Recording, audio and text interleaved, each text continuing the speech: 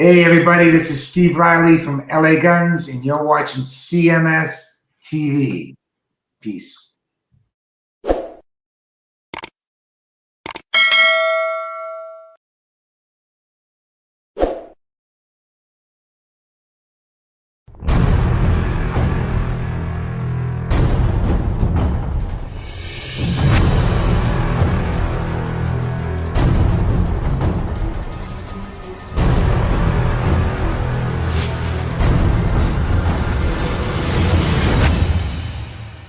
ClassicMetalShow.com. That is Dockin from Chris, a bonus track. Whoa, a bonus track. Race the Slate Upon Your Lips. That one is going out by request to Shelly Rocks in the chat room. She wanted to dedicate that to all the VIPers. All right. In the chat room, the guys in the VIP were trying to get me to call into the show, but you don't want to hear some chick with a weird accent. Sure, we do. Have you seen her rack? No. Should I? She's got a big rack. She got a nice set of cans. Yeah. She sent me this picture where she's hoisting a drink, and if indeed that is her, and right. I don't have any reason not to believe it's her, but sure. Boy, she's got a big set of boobies. Well, cms4.cmspn.com if she wants to show them. It'll just bring the whole tone of the show down. Instead, you play a song as a dedication to the VIP guys for me. Yeah. So cheers. Fuck you, pal, and hand job Shelly Rocks in the chat room. Mm. So even though these guys, the faggots who use fire bombs and Richie Blackmore pictures and stuff are showing a lot of disrespect to Shelly, she's showing you love and kindness, and that's right. She's thinks of you in a high regard, and all you do is just degrade her and stomp her in the mud. And drive a Tonka truck up her shit vent and all this other shit. Right. And also Phil Lewis checked in. He wanted to hear something from the band The Almighty.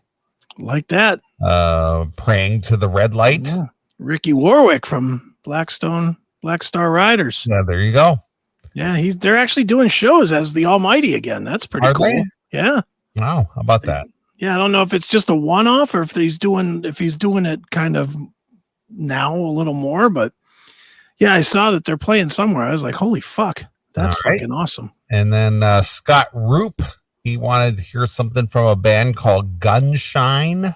Are you familiar with them? I am familiar with them. Now I'm thinking I'm pretty sure I interviewed them. And we played Swing Away from Gunshine. So people jumping in there with their requests. Well, that's good. I like that. All right. Well, look at you. We're into segment number 4, and you're hanging in. I am. Although that last segment definitely took a little icing off of that one. Did you ice up? I did. I ran in there with a bag of ice and just kind of ran it up and down all the sore spots in my arm for 15 minutes to kind of. Now, do you have those gel packs? Yeah, those gel packs. Yeah. Well, I have one gel. I have one gel pack, and then I have one that's like a block. It's a block in a bag. Okay, a block in a bag. It really is. All right. But the gel one is great because you can just wrap it wherever you want it. But it fucking gets warm really fast. Mm-hmm. Like 15 minutes and it's out. So I used that one this time. When the show's done tonight, I can promise you it'll be the block. All right. It'll definitely be the block for extended Coolidge on my arm, but extended Calvin Coolidge. That's right. But yeah, I'm hanging in. It's not hurting too bad. I was feeling it. It's not bad when I'm doing the show. Like right now, I'm okay. Yeah. But when I get up and I put my arm down on my side. Yeah, because now the gravity takes over. Yeah. And it's like, whoa, stop it. There's no kind of a sling or anything that you can put on that to support it. So bro, I got the sling right here. I have all the tools. And it doesn't work. Doesn't help. Wow. It doesn't. What I have is this. I wish I could show it, but it's this arm thing, and I put my arm on it, and it holds. Could you put a noose from the ceiling? Yeah, put my head in it and hang it from the ceiling, and Yeah, old fashioned style. Elevate your arm.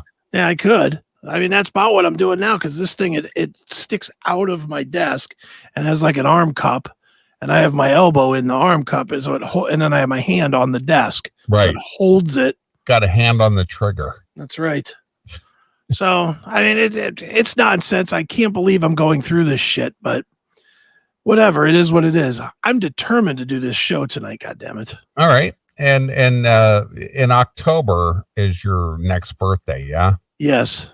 And how old will you be in October? 55. All right. And that, according to your doctor, so many years ago, that was your expiration date. That was my expiration date. So, but your feet, aside from the arm shit, you're feeling okay, yeah? Feel fine. Yeah. I mean, I'm fine. I mean, I'm obviously could lose a pound or two. I've gotten a little heavy, but well, again, going back to every time I'm with the Dockin' boys. Mm-hmm.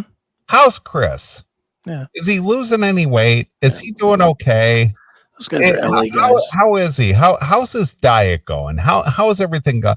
The two people that ask me the most, Levin and Don. Exactly. Of course. I spent time with John, and we talked, and he goes, "How's Chris?"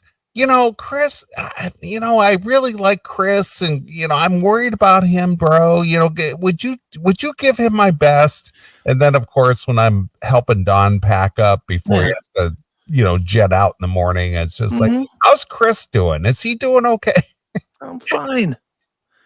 Everybody has to see. This is always the thing that I have too.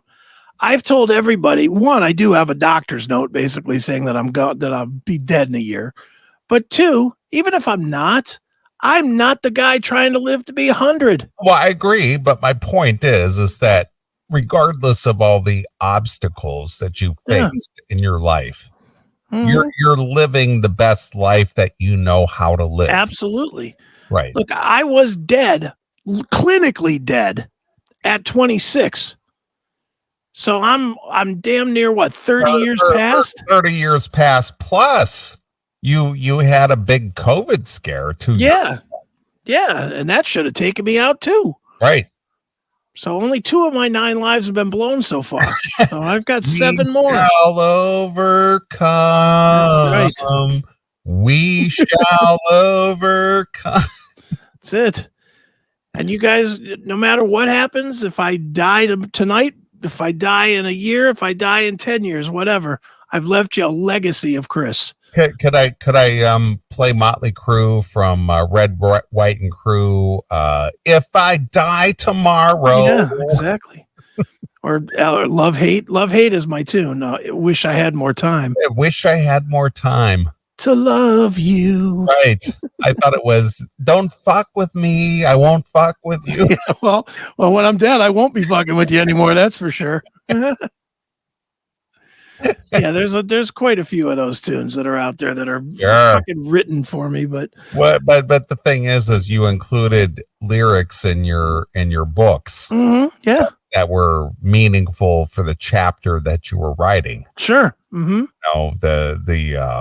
divorce book, yeah. You put a little excerpt at the beginning of each chapter, a lyric that was meaningful to you, and which was very cool.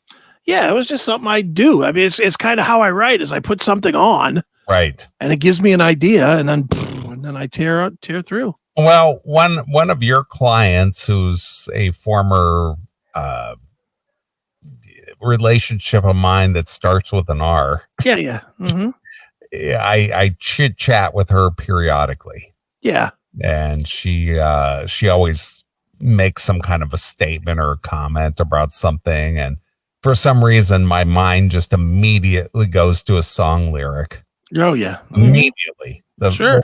She'll say, well, I was doing blah, blah, blah today, and for some reason, it just invokes a song in me, and then I'll just kind of like blurt out a couple of the lyrics from the song.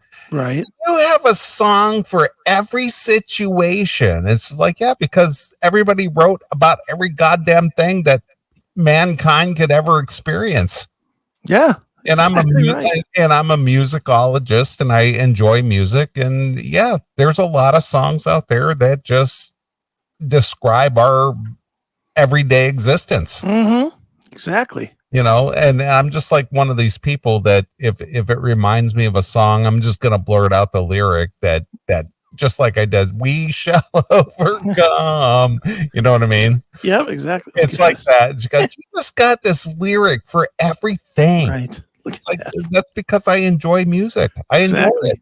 You know, I'm with you. I do it's too. a passion of mine. And you know, you did it with your book. You know, you got the lyric that was relatable to whatever it is that you were going to discuss in your book. Yeah, I do it with all my books. Even the new ones that I'm writing now, I'm doing it. Yeah, especially Little Victories, though. Yeah, Victories. Well, I mean, Victories was the first one. And set the pattern, and I liked the pattern, and it worked. I did it a lot more extensively with Call Me Chris, actually. Right. But my point is that it was very prevalent with every chapter, and sure, you know. But the thing is if you ever read any of Chris's books and things, you kind of recognize it. And if you enjoy tunes or music or the lyrics, you know, some people don't really appreciate the lyrics that go into some songs. They just like the tune. They just kind of like to hum along, but they don't really listen very closely to what's really being said there. But then when you kind of break it down and analyze songs, you go, oh, that's what that's about. How about that? You know, exactly. When you drill down on the song and go, oh, I never knew that song was about that. Right. You know? No, I'm like that. I drill down into every song. Yeah, of course.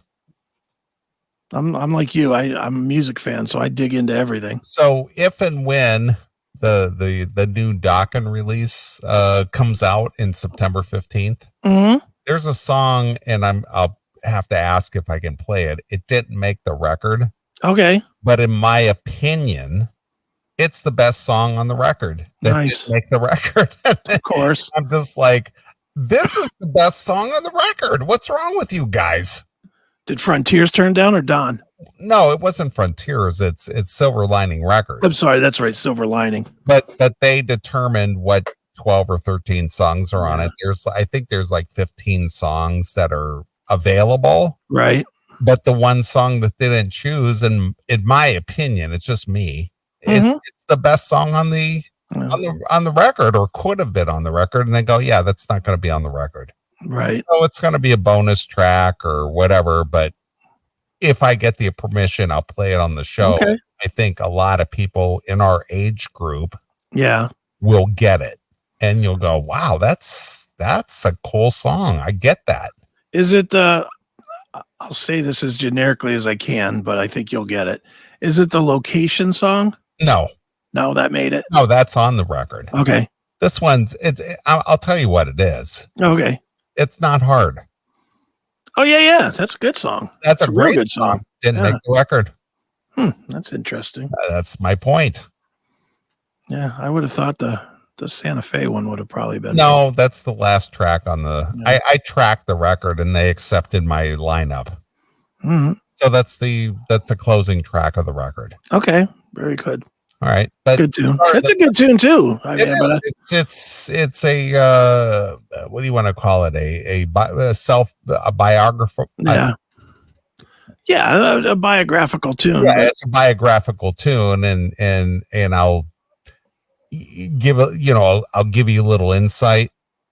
You know, for those of you who are interested in Dokken or even Don himself, he's a California boy. Born and raised, lived there his entire life. Right.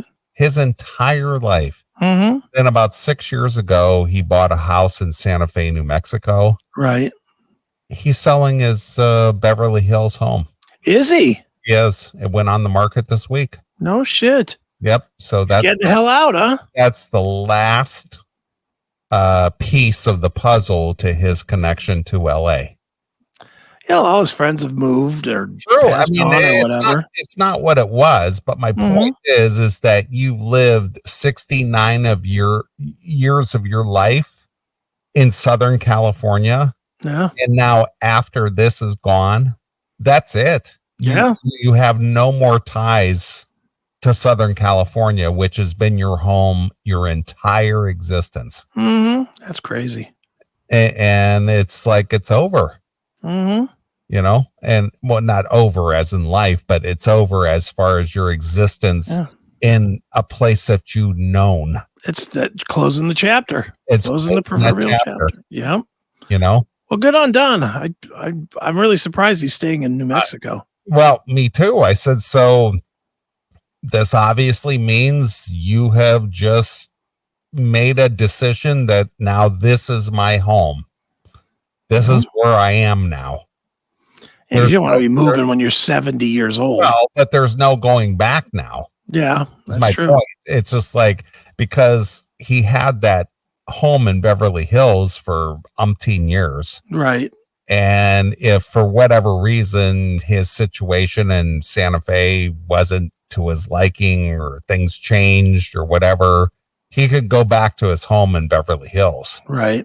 But he just decided, I'm putting the Beverly Hills home on the market and I'm going to reside in Santa Fe, New Mexico. Oh, good on him. So it's just like, okay. Wow, that's a big change. Yeah, it is. But that's the whole thing. It's just like, you know, me, I've been kind of a rover for the majority of my life. I've never been, in fact, where I'm at now has been the longest time I've ever been in any one place in my entire life. Are you at 20 yet or almost? 19? I moved here in 03. No, it's 20. It's 20. 20 years. Yeah. Yeah. I came here in January of 03. Wasn't it June? I thought you went in June. No. I came here in January of 03. So it's been 20 years. 20 years. Wow. And this is the longest I've ever been in any one place in my entire life, even in childhood. Sure. And the only friend you have is Sal. That's sad, dude. Well, the thing is if my current gig were to go away tomorrow, I won't be here. No, you'll be in Pittsburgh. Yeah, I'll be gone.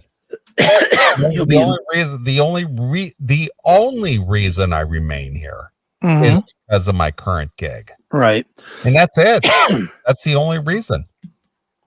But you know, the thing is home is where I make it. And most people don't know that to be a situation. I know other people have been transient and so on and so forth, but a lot of people become settled in one place and that's all they know.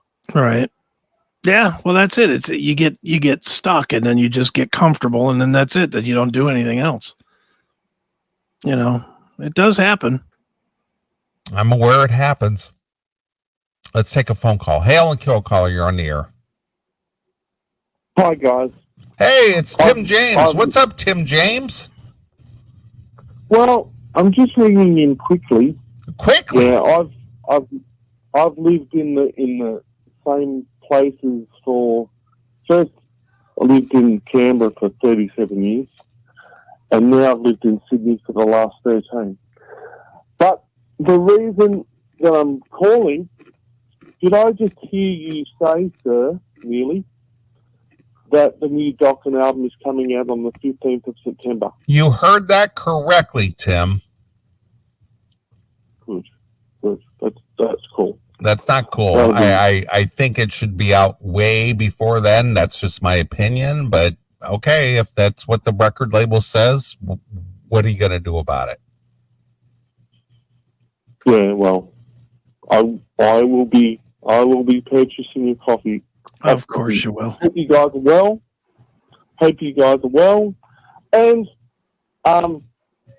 I think Crew's about to announce for Australia. Woohoo! And Winger. Hail and kill. Tim loves his legacy bands, doesn't he? He definitely does. He loves it. What happened here? Oh, my shit's going crazy over here. Okay. All right, I'm back. All right.